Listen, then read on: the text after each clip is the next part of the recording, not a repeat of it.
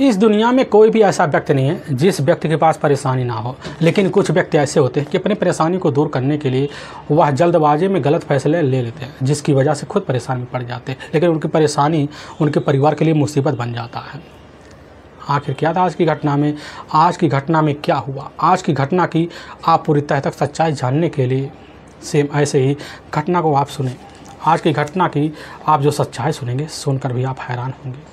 दोस्तों, आज की यह घटना सुनाने से पहले मैं आपसे एक छोटा सा रिक्वेस्ट करना चाहता हूं, क्योंकि आप अगर इस चैनल पर नए हो, पहली बार आए हुए हैं, तो एक बार जाकर आप अपने इन्हीं प्यारे हाथों से आप इस चैनल को सब्सक्राइब जरूर करें, ताकि आपकी वजह से बड़े होने के नाते जो वीडियो है काफ़ी लोगों तक पहुँचाया जा सके, और इसके लिए हम आपके तहे दिल से शुक्रगुजार रहेंगे। दोस्तों, हमारे कुछ ऐसे व्यूअर हमारे वीडियो को जो देख रहे हैं, एक बार जाकर वही व्यूअर कमेंट बॉक्स में अपना नाम और पता दर्ज करें, ताकि उनका नाम कल की वीडियो में हमें ज़रूर ले सकें। दोस्तों, आज की यह जो घटना है, यह घटना ठीक महाराष्ट्र के उसी का जाना माना शहर पड़ता है पुणे, और उसी में एक मुड़वा कस्बा लगता है, और वहीं के रहने वाले किशोर चंद अग्रवाल होते हैं, जिसकी उम्र लगभग 40 साल के आसपास होता है।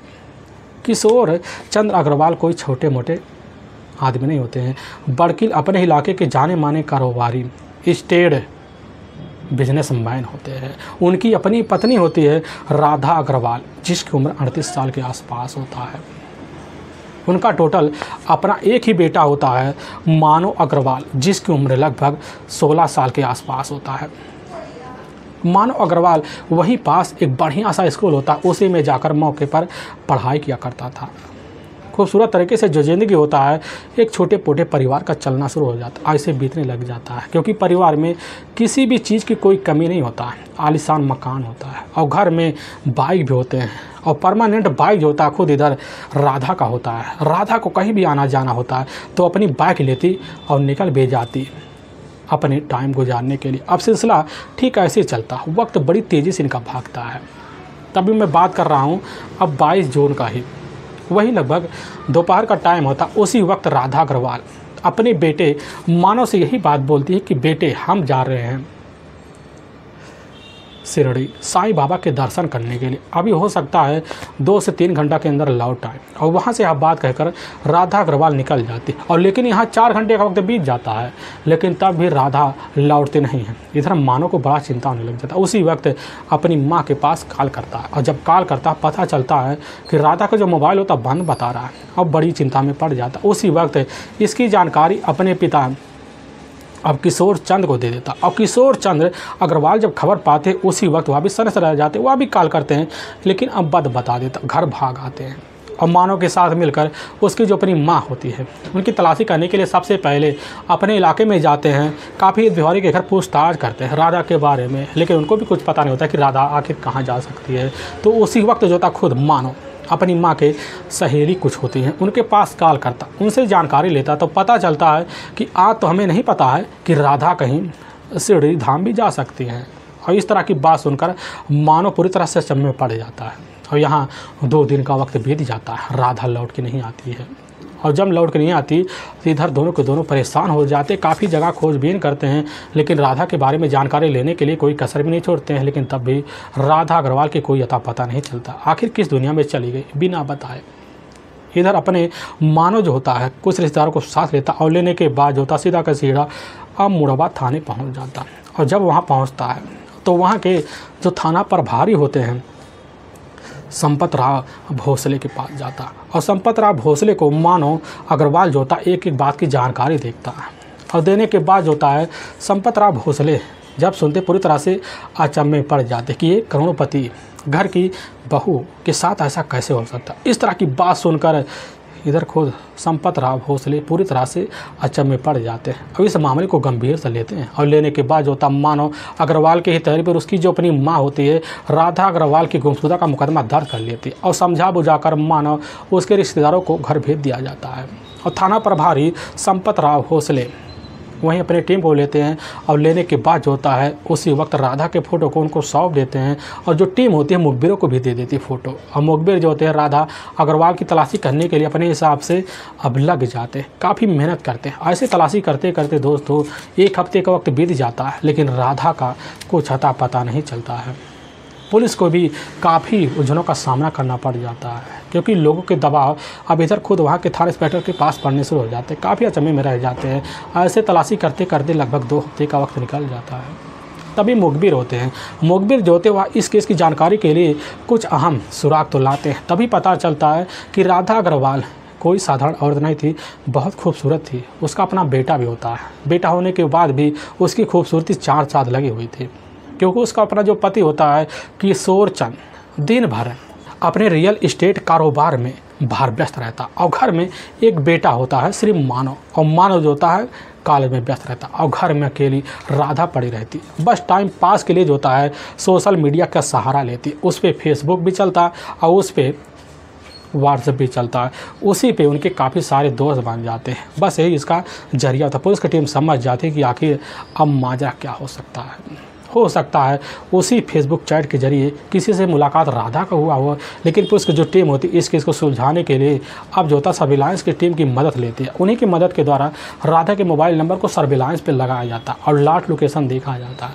और जब राधा के मोबाइल नंबर का लास्ट लोकेशन देखा जाता है तो उसी लोकेशन के तहत पता चलता है कि राधा का जो मोबाइल का नंबर का जो लास्ट लोकेशन है इस वक्त जाकर भोसले नगर रेंज हिल दिखा रहा है। अब पुलिस की टीम जैसे ही उस लोकेशन के जा रहे भाई इतनी जानकारी पाती है, अपनी टीम को लेकर वहीं पहुंच जाती। और जब वहां छानबीन करती है तो पता चलता है एक वहां अज्ञात स्कूटी खड़ा हुआ है। पुलिस की टीम करीब जाती है, उस स्कूटी के बारे में और जानकारी लेती है, और जैसे ही पास जाती है तो डिग्गी खोला जाता है। उसी डिग्गी में एक मोबाइल निकलता है और एक जो होता है घड़ी निकलता है। पुलिस की टीम उस मोबाइल को अपने कब्जे में लेती है। और लेकिन जब कब्जे में लिया जाता है तो सबसे ऊपर सोशल मीडिया एक्टिव होता है, फेसबुक होता है, काफ़ी सारे चैट होते हैं, अश्लील चैट भी होते हैं। पुलिस की टीम उस मोबाइल के बारे में और खंगालती है तो पता चलता है कि उस मोबाइल में एक अनजान नंबर होता है, जिस अनजान नंबर के द्वारा कई बार घंटों बात हुई करते थे। अब पुलिस की टीम उस अनजान नंबर के बारे में जब गहराई से और जांच पड़ताल करती है तो पता चलता हुआ अनजान नंबर जो होता है किसी आनंद निगम के नाम का होता है, जो ठीक कर्नाटक के रहने वाला होता है। अब पुलिस की टीम जो होती है जैसे आनंद निगम के नंबर के बारे में जानकारी लेती है तो उसके नंबर का भी CDR डिटेल निकाला जाता है। और निकालने के बाद पुलिस की जो टीम होती है उसके बारे में पूरी जानकारी और शक जो होता है जाकर सीधा आनंद निगम के ऊपर टिक जाता है। इसीलिए पुलिस की जो टीम होती है उसके लोकेशन के हिसाब से उसकी जाँच पड़ताल करती है। लेकिन जब उसका लोकेशन देखा जाता है पता चलता है उसका जो लोकेशन होता है वह जाकर कर्नाटक दिखा रहा। अब पुलिस की जो टीम होती है सीधा का सीधा अब 12 जुलाई को जो होता कर्नाटक अपने टीम की मदद से पहुँचती है। वहाँ से उसको धर दबोचते लेकर थाने पहुँच जाती है। और जब थाने पहुँचती है इधर थाने में मुडवा के जो थाना प्रभारी होते हैं अपने सामने जैसे ही अब इधर आनंद निगम को पाते हैं वहीं पूछताछ शुरू कर देते हैं। लेकिन जैसे पूछने लग जाते आनंद निगम वहीं कहने लग जाता कि साहब हम राधा अग्रवाल नाम की किसी महिला को नहीं जानते और हमारी उससे आज तक मुलाकात भी नहीं है, ना उससे हम कभी देख रेख किए हैं। लेकिन यह बात थाना प्रभारी सुनते उसके देख के चेहरे को पहचान लेता और उसी के सामने फ़ोटो और साथ में राधा अग्रवाल के मोबाइल नंबर का लास्ट लोकेशन और CDR डिटेल रखते हैं। और जैसे ही रखते हैं तो आनंद निगम जो होता है वह देखने के बाद हक्का पक्का रह जाता। अब पुलिस की टीम सख्ती दिखाती है और जैसे दिखाती करने लग जाता है कि साहब राधा जो होती है इस दुनिया को छोड़कर 22 जून साल 2019 को ही जा चुकी है। पुलिस की टीम यह बात जब सुनने के बाद दंग सा रह जाती है। और पुलिस की टीम के सामने जैसे ही आनंद निगम सच्चाई रखता है एक एक बात की जानकारी तो पुलिस की टीम ना सोच पाती ना कुछ समझ पाती। असल में आनंद निगम का जो अपना परिवार होता है वह ठीक कर्नाटक का रहने वाला होता है। उसके अपने पिता होते हैं आदर्श निगम, उसकी माँ भी होती है रानी निगम। लेकिन इधर आनंद निगम के परिवार में उसके अपने टोटल एक बहन भी होती है। लेकिन ज़िंदगी बड़े खूबसूरत तरीके से इधर आनंद निगम का नहीं बीतता क्योंकि परिवार काफ़ी ज़्यादा कमज़ोर होता है, जिसकी वजह से उसके जो पिता होते एक बीमारी से ग्रसित हो जाते और इस तरह ग्रसित हो जाते हैं कि उनकी बीमारी का कोई इलाज नहीं मिलता, जिसकी वजह से इधर उसके पिता इस दुनिया को छोड़ के चले जाते और सारा का सारा जो बोझ होता है आनंद निगम के ऊपर आ जाता। आने की वजह से वहाँ रहना उसके लिए खतरे की घंटी बन जाता है, जिसकी वजह से अपने परिवार को अपने साथ लेता और लेकर ठीक होता है महाराष्ट्र के पूरे शहर पहुँचता। और पहुँचने के बाद जो वृंदावन कॉलोनी पड़ता है उसी में ही एक तापेकीर नगर पड़ता है, वहीं में जाकर एक बढ़िया सा किराए का कमरा लेता और वहीं पर आनंद निगम जो होता है अपनी माँ और अपनी बहन के साथ रहने लग जाता है। और रहने के बाद वहाँ रोजी रोटी की तलाशी के लिए एक नौकरी का बढ़िया सा व्यवस्था भी कर लेता और चलने भी लग जाता है। और जब चलने लग जाता है इसी बीच उसकी जो अपनी माँ होती है अपने ही हम उम्र के एक युवक का हाथ पकड़ लेती, फिर उसके साथ अपनी दुनिया बसा लेती और घर में उसकी अपनी बहन बसती है। और दिन भर इधर जो होता है आनंद निगम ड्यूटी पर व्यस्त रहता है। उसकी बहन जो होती है अपनी ज़िंदगी बिताने के लिए अपने उम्र के प्रेमी को तलाश कर लेती है और उसके साथ जाकर प्रेम जरिए के जरिए विवाह कर लेती है, अपनी ज़िंदगी वहाँ भी बिताने लग जाती है। लेकिन इसी बीच होता है आनंद निगम भी अपनी ज़िंदगी जीने का जरिया अपनी नवयुवक खूबसूरत पत्नी के साथ बनाने के लिए लग जाता है। उसी बीच उसकी शादी हो जाती है और वह भी अपनी दुनिया बसा लेता है। ऐसे बीतते बीते जब साल बीतता है तो इसी बीच जो होता है आनंद निगम टोटल 2 बेटियों का पिता बन जाता है। और बनने के बाद जो होता है घर का पारिवारिक जो जिम्मेदारी होता है आनंद निगम के ऊपर और टूट पाता है, जिसकी वजह से इतना परेशान हो जाता है कि आखिर अब जो होता है अपने परिवार का खर्चा बर्चा चलाने के लिए कौन सा रास्ता निकाले। तभी उसी वक्त अपने कुछ दोस्तों की मदद लेता है और लेने के बाद उनसे पुरानी कार ले लेता और उसी को लेकर कार चलाना लोगों को सिखवाना शुरू कर देता है। और जब कुछ दिन बाद इधर उसकी पत्नी को खबर लगता है कि हमारे जो पति हैं काफ़ी युवतियों को भी कार सिखवा रहे हैं, लेकिन उनके साथ करीबी दोस्ती भी बन रही है। अब इस तरह की भनक जब वो जाकर आनंद निगम की पत्नी को लगता है तो उसी वक्त उनको सलाह देती है कि तुम सारा काम छोड़ छाड़ दो, जिसकी वजह से अपनी पत्नी के आगे आनंद निगम टूट जाता और वह जो कार होता उसी वक्त बेचने का फैसला लेता और काम दाम छोड़कर बैठ जाता। तभी सोचता है हमें कोई ना कोई व्यवस्था तो करना चाहिए। अपने कुछ दोस्तों की फिर मदद लेता और लेने के बाद भोसले नगर के रेंज हिल में जाकर एक बढ़िया सा टी स्टॉल की दुकान खोल लेता, वह भी लोगों से लोन लेकर। और खोलता तो है, कुछ दिन उसका दुकान बड़ी बढ़िया से चलने लग जाता है, लेकिन ग्राहक वहाँ आना बढ़ जाते हैं और बढ़ने की वजह से वह बड़ी परेशानी झेलता है। और इसी झेलने की वजह से धीरे धीरे वह कर्जदार बन जाता और जब कर्जदार बन जाता परेशान हो जाता है कि आखिर थोड़ा मोड़ा जो कर्ज होता है कैसे 2 लाख में तब्दील होगा। कर्ज उतारने के लिए दिन रात परेशान में पड़ा था और इसके कारण अपनी पत्नी से घर आके झगड़े तकरार करता और उसके लिए कोई ना कोई रास्ता खोजना शुरू कर देता। और तभी उसी बीच एक दिन दोपहर का टाइम होता, अपने दुकान पर मन मौज की तरह अपना ही सोशल मीडिया यूज कर रहा होता। तभी उसी के सोशल मीडिया पर फेसबुक के जरिए एक चैटिंग दिखता है, खूबसूरत फ़ोटो दिखता है और फ़ोटो को देखता है। देखने के बाद उसके प्रोफाइल को पढ़ लेता है तो पता चलता है प्रोफाइल किसी राधा अग्रवाल के नाम से, जो एक कारोबारी की बड़े घराने की बहू है। अब इस तरह की जानकारी जब पाता है तो एक एक जानकारी लेता है और तुरंत जो होता है फ्रेंड रिक्वेस्ट का मैसेज भेज देता है, लेकिन कुछ ही घंटों के अंदर जो होता है रिक्वेस्ट एक्सेप्ट कर लिया जाता है। और जैसे इस तरह की जानकारी अब आनंद निगम पाता है तो उसके चेहरे पर मुस्कुराहट आ जाती है और उसी दिन से चैट करना शुरू कर देता है और राधा के बारे में एक एक जानकारी लेता है। पता चलता कि राधा का जो अपना पति होता है चंद्रभान अग्रवाल दिन भर इधर उधर अपनी दुनिया में व्यस्त रहता और घर में अकेली बैठी राधा ज़िंदगी बोर होने महसूस करती है। इसी भी जानकारी जब पाता है, पाने के बाद खुद जो होता है आनंद निगम समझ जाता कि हमारे जो है निगाह सही ठिकाने पर लग चुका है और उसी वक्त दोस्ती का हाल बढ़ाता, कैसे तैसे कर राधा अग्रवाल का मोबाइल नंबर लेता और लेने के बाद पूरी तरह से बात करना शुरू कर देता, चाहे रात हो या दिन हो।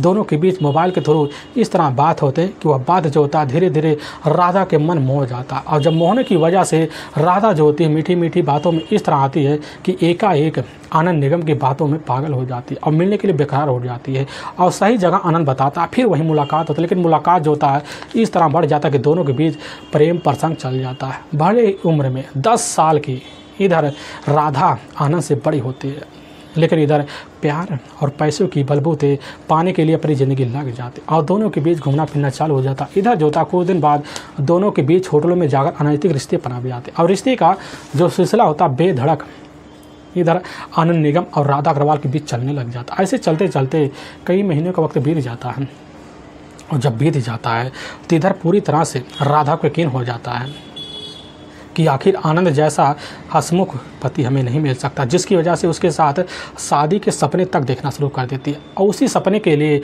उसके पीछे पैसे बरसाना शुरू कर देती। आनंद को भी बड़ा अच्छा लगता है, मन मुताबिक पैसे मिल जाया करते थे। उसके जो दुख होते थोड़े बहुत कम होने दिखने लग जाते, लेकिन उसके घर जो होता कर्जदारों का तगादा पर दिन बढ़ने लग जाता आनंद समझने लग जाता है अब जो होता है कर्जदार से छुटकारा पाने के लिए हमें कोई ना कोई रास्ता खोजना पड़ेगा, क्योंकि उसको पता होता है कि अगर राधा से हम 2-3 लाख रुपये मांग लेते हैं तो तुरंत तो दे देगी, लेकिन उसके नज़र में हम तुरंत गिर जाएंगे और वह हम नहीं चाहते, जिसकी वजह से अपना जो फैसला होता है बड़े खतरनाक फैसले में बदल देता है। अब वह सोच लेता है कि राधा के सामने ऐसा जाल फेंचेंगे कि ताकि राधा जो होती है हमारे बहकाव में पूरी तरह से आ जाए। तभी एक दिन दोपहर का टाइम उसी वक्त राधा के पास पहुंचता आनंद कहने लग जाता, राधा तुम बड़ी खूबसूरत हो, अगर तुम्हारी फ़ोटो को खींचकर बड़े ही सोशल साइट के जरिए किसी बड़े ही ग्लैमर की दुनिया में एक बड़े ही डायरी के फ़ोटो पर तुम्हारा कवर नाम लग जाए तो कितना अच्छा होगा, तुम्हारे नाम बड़ी जल्दी बनेंगे। अब इस तरह की जब बात सुनती है, सुनने के बाद राधा खुश हो जाती, कहने लग जाती तुम कहना क्या चाहते हो। कह देता है कि हम चाहते हैं कि राधा तुम्हारी जो खूबसूरत चेहरे हैं इसके एक फ़ोटो कैश किया जाए, बढ़िया से इंडिपेंडेंट किया जाए और उस फ़ोटो को बड़े ही साइट के ज़रिए बड़े ही अधिकारी के पास जो होता है भेजा जाए और तुम्हारे फ़ोटो को जो होता है उनके डायरी के मेन कवर पर लगाया जाए और तुम्हें काफ़ी मान सम्मान और पैसे मिलेगा। अब इस तरह की जानकारी जब खुद आनंद के जरिए पाती है, उसके चेहरे पर मुस्कुराहट और पर करने लग जाती है कि तुम्हें जो करना है तुम करो, क्योंकि हमें पता है कि तुम्हारे जैसा व्यक्ति नहीं मिल सकता। अब इस तरह की जब खबर खुद जो होता आनंद निगम पाता है, समझ जाता कि जाल हमारा काम कर रहा है और कह देता है बस तुम्हें एक काम करना है, हमें कहीं प्राकृतिक दुनिया में चलना पड़ेगा, पूरी तरह से छटा बिखेर रहे और तुम्हें वहाँ फ़ोटो शूट करवाना पड़ेगा और साथ में शरीर पर पूरी तरह से गहने लदे हो। लेकिन इधर राधा को भड़क नहीं होता है कि हमारे सामने कौन सा जाल फेंका जा रहा है और राधा बात मान लेती है। मानने के बाद अपने घर जाती है और जाने के बाद तौर तरीके से खुशीमय तरीके से नया कपड़ा पहनती है और फिर घर में जितने गहने होते हैं लगभग 7 तोले पूरे शरीर पर लाद लेती है और लाद लेने के बाद ठीक वह दिन भी आ जाता है 22 जून साल 2019 को दोपहर का जब टाइम हो तो उसी वक्त अपने बेटे मानव से बोल देती है कि बेटा हम जा रहे हैं शिरडी धाम साईं बाबा का दर्शन करने, हो सकता है 2-3 घंटे में लौट। हमारे काफ़ी सहेली यह बात कहकर वहाँ से तो निकल जाती है, लेकिन जैसे ही मार्ग में पहुँचती तो पता चलता मार्केट में जो होता है आनंद निगम खड़ा हुआ पहले से वेट कर रहा है। वहीं जैसे ही देखती है इधर राधा अग्रवाल मुस्कुराहट पा जाती है और वहीं स्कूटी का हैंडल पकड़ लेता और पकड़ लेने के बाद जो होता है पीछे राधा बैठ जाती और मटर गश्ती करते करते पूरे रास्ते की बखान करते करते 80 किलोमीटर निकल जाता, पता नहीं चलता राधा को।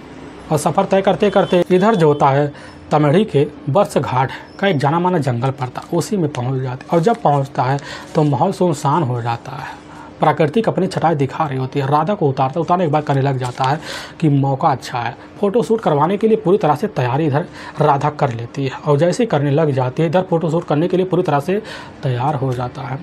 आनंद फ़ोटो शूट करने लग जाता है। उसके कई तरह के हटफुट शरीर के तरह से उमंगे की तरह से फ़ोटो शूट किए जाते हैं, लेकिन जब देखता उसके सर पर गहने और शरीर पर काफ़ी सारे गहने हैं तो उसके दिल में मंचन और बढ़ करने लग जाता, राधा यह जो गहने हैं अपने शरीर से अलग करो, या गहने कैमरे पर फोकस मार रहे हैं। राधा समझ जाती है और गहने अपने सर से अलग कर देती है, पूरे शरीर से एक एक उतार देती है और वहाँ मौका गंवाना नहीं चाहता था। और उसी वक्त राधा के करीब जाता, उसके आँख और उसके पैर पर एक पट्टी बांध देता और राधा को कुछ दिखाई नहीं देता है और राधा नहीं समझ पाती कि आखिर हमारे साथ आगे होने वाला क्या है।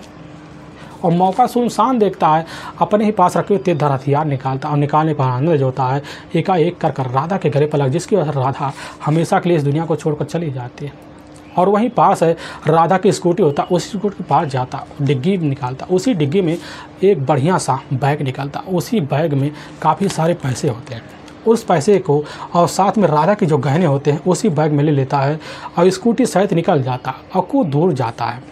बैग को तो वहाँ पैसे से अलग कर देता और पैसे और गहने ले लेता और बैग वहाँ डंप करके और हथियार वहाँ डंप करके निकल जाता। और निकलने के बाद जो होता है जहाँ उसकी खुद की अपनी टी स्टॉल की दुकान होता है, रात में 1 बजे पहुँचता है और पहुँचने के बाद स्कूटी वहीं खड़े कर देता है और गहने बेचने के जुगाड़ में लग जाता है। इधर 7 तोला जो गहना होता है अपने रिश्तेदार के यहाँ रखवा देता है और रखवाने के बाद जो होता है इधर बाकी के जो गहने होते हैं किसी सुनार के बेच देता है और फिर वहाँ से भागने के लिए तैयारी कर लेता है और कर्नाटक पहुँच जाता है, अपनी ज़िंदगी खूबसूरत तरीके से बिताने लग जाता है। लेकिन पुलिस की टीम 20 दिन बाद जो होती है अपने हथकंडे जब चढ़ाती है तो लोगों के सामने सच्चाई भी निकल के आ जाता है। लेकिन वाकई में दोस्तों पुलिस के सामने जब यह सच्चाई खुद आनंद निगम लाता है, आनंद निगम को पुलिस की जो टीम अपने कस्टडी में लेकर उसी जंगल में पहुँचती है और जंगल में सिर्फ क्या मिलता है, अस्थियाँ और वहाँ कपड़े। वह कपड़े जो होते हैं इधर राधा अग्रवाल के होते हैं। उस कपड़े की वजह से राधा अग्रवाल की शिनाख्त कर ली जाता। पुलिस की टीम पंचनामा भर्ती उठाकर अपने नज़दीकी जो सरकारी अस्पताल है उसी में कंकाल को पोस्टमार्टम के लिए भिजवा देती है। और इसकी खबर जाकर चंद्रभान और इधर जाकर चंद्रभान के अपने बेटे को लगता। खबर पाने के बाद सन्न रह जाते हैं। लेकिन वाकई में दोस्तों पुलिस की जो टीम होती है अनंत निगम को अपने कर्म में लेकर वहाँ के कोर्ट में पेश करती है। कोर्ट में अनंत निगम के ऊपर काफ़ी गंभीर मुकदमा दर्ज करके ले जाकर हमेशा हमेशा के लिए जेल सलाखों के पीछे डाल देती है। दोस्तों हम इस घटना का सुनाने का जो उद्देश्य है किसी को दिल को ठेस पहुंचाना नहीं है, बल्कि आपको यह बताना आप जहां भी रहें आप सावधान और सतर्क जरूर रहे।